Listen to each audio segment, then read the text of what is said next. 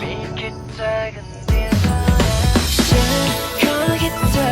โปรดฟังไว้ว่าฉันไม่เคยที่จะหายไป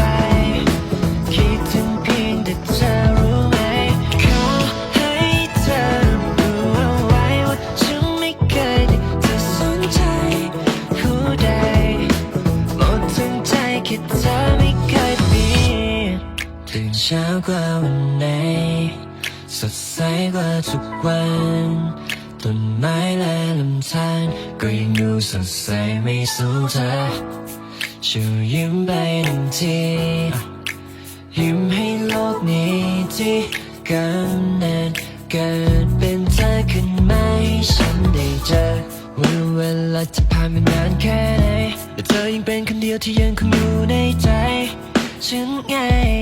และเธอไม่ต้องทำทรงและสายว่าการเวลาจะทำให้ใจของฉันเปลี่ยนพันยังไงก็มีแค่เธอคนเดียวที่อยู่ในนั้นหัวใจให้เธอหยุดได้คนเดียวเท่านั้น